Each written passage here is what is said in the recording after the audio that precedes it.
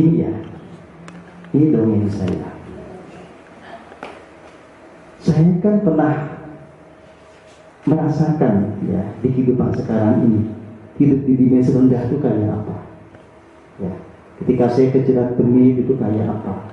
Ketika saya masih punya luka batin kayak apa? Ketika saya masih pokoknya banyak penderitaan kayak apa? Itu dimensi-dimensi yang rendah. Tetapi saya terus berjuang untuk menemukan kebenaran. Oke. Pada satu titik kemudian saya akan melepas semua orang yang pernah saya anggap sebagai guru, gitu ya. Karena ada alasan tertentu. Saya nggak ketemu guru yang tercerahkan. Ada guru yang baik tapi nggak tercerahkan ya. Saya nggak bisa bertumbuh, walaupun dia baik sama saya. Ada guru yang nggak tercerahkan, jahat lagi. Dia ngapain sama dia? Habis segalanya. Ya. Ya, habis segalanya kan. Saya nggak ketemu. Ya. Nah, akhirnya sudah saya pasrah tapi agak ngambek dikit dan agak ngancem sama Tuhan. Jika engkau memang mau membuat aku tercerahkan, ya sudahlah, nggak usah lewat orang-orang yang nggak jelas itu, dia aja langsung, masa nggak bisa gitu aja. Ya. Akhirnya pokoknya saya nggak mau lagi berguru pada manusia karena kapok, capek, ya. Capek dikerjain, oke? Tetapi apakah ketika saya bertumbuh itu saya tidak ada pembimbing? Enggak juga. Jadi ketika saya melepas guru yang sifatnya wadah, ya, tetap ada yang membimbing. Yang membimbing itu ada yang di sini yang disebut sebagai hingsum atau guru sejati atau Roh Kudus, tapi juga ada guru-guru yang hidup di dimensi lain. Ya. Ya. Ada misalnya waktu itu yang membimbing saya itu di dimensi sini 13. Ya. Ketika saya masih di sini, ya, kan belajar sama ini menjadi logis. Ya. Karena saya ini jadi bisa pelan-pelan naik gitu kan. Belajarnya tentu saja bukan ikut retret kayak begini nggak kelihatan. Pokoknya ada deh caranya ya. Nah, ketika saya kemudian bisa melampaui fase ini, terus naik, kira-kira menurut Anda ini ikut naik apa enggak? Yang tadinya ngajarin saya naik, karena dia gimana pun memetik buah dari kata dia kegeret oleh saya ya.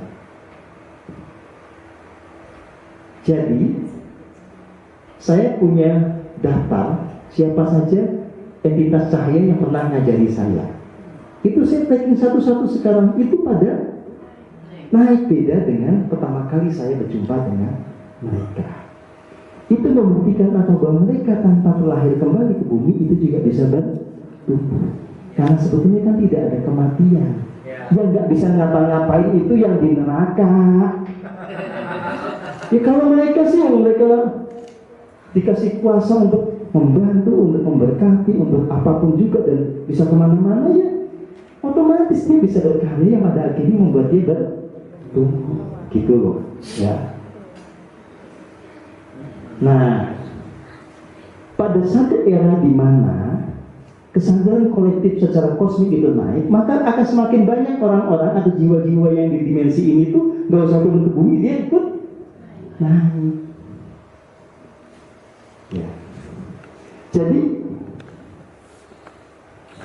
ini dongeng lagi, dongeng yang kalau buat saya bukan dongeng, ya.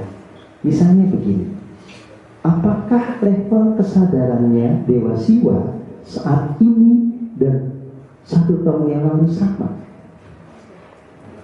Kalau yang Hindu gak berani jawab pasti, takut kualat.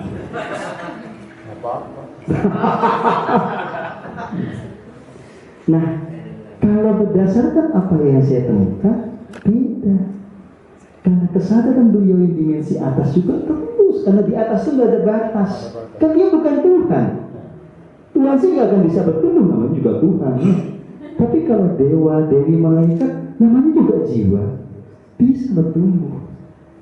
Karena tidak ada satu makhluk pun yang secara penuh merealisasikan dengan tuntas kualitas ketuhanan, kagak ada. Tuhan tanpa batas kok. Ya, ngerti. Jadi semuanya bisa bertumbuh. Ya. Apakah Yesus itu kemudian sekarang bertumbuh juga? Ya jelas iyalah. Yesus yang pertama kali meninggal dulu dengan sekarang udah beda lagi. Gitu. Itu logis. Nah, meninggalnya mereka itu menjadi momentum di mana mereka belajar dengan cara yang baik. Nah, mereka yang sudah meninggal itu sekali lagi bisa belajar dengan lahir kembali atau tetap ada di dimensi ini. Kalau mereka yang dia itu lahir kembali, misalnya begini, saya tahu dulu saya pernah menjadi siapa, misalnya X.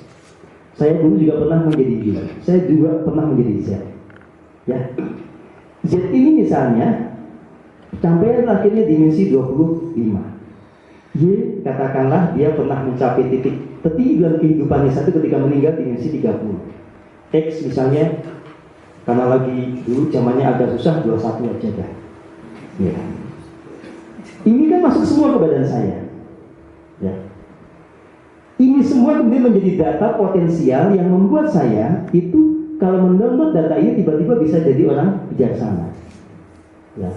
Buku-buku yang saya tulis kan nggak ada referensinya. Kenapa bisa? Padahal saya sebetulnya belum mencapai kesadaran seperti yang dituliskan di buku itu. Waktu saya nulis suwung, fasa jendral itu masih agak-agak susah. Ya. Kenapa bisa? Karena saya mendownload data-data dari masa lalu sehingga saya itu jadi kayak pintar gitu loh. Jadi kayak pintar. Jadi kalau nulis itu saya kayak yang iya oh gitu kan itu keluar begitu aja. Nah, ketika saya baca ya, saya kadang-kadang agak kaget kok saya bisa nulis begini ya. Tapi kan kemudian saya tidak berhenti di situ, saya menjalankan apa yang saya tuliskan juga dengan konsisten. Maka akhirnya kayak buku suwung isinya menjadi realitas di kehidupan saya. Buku sastra Jogja juga sama sehingga saya bertumbuh terus gitu. Jadi LOC-nya itu duluan tinggi buku saya ketimbang saya. Ya, tapi sekarang tinggian saya ketimbang buku saya jelas. Iya, gimana? Ya. Karena kan kalau dulu saya belum ngerti, tiba-tiba saya bisa menulis sesuatu yang akhirnya saya mengerti. Ketika saya kemudian menjalankan itu, kan jadi otentik. Nah bukunya kan nggak bertransformasi, bukunya kan begitu aja. Yang berubah kan sayanya. Nah, ya makanya saya bilang saya sekarang LOC-nya pasti lebih tinggi ketimbang buku saya itu pasti. Ya, oke. Nah, ketika saya terus bertumbuh, ya, misalnya begini, saya tadinya di sini, terus naik ke sini. Ya dia tetap ada di sini. Oke, tapi ketika saya mencapai titik yang melampaui mereka, misalnya saya ada di sini, ya mereka ada di sini juga sama dengan saya. Ya. Ya. Jadi jiwa-jiwa yang lawan itu, karena dia adalah konsolnya kita, dia akan bertumbuh seperti kita yang bertumbuh. Capaian tertinggi kita itu menjadi capaiannya dia, dia kita adalah dia, walaupun secara ininya itu kayak punya data sendiri gitu. Ya, bisa dimengerti, ya gitu mas.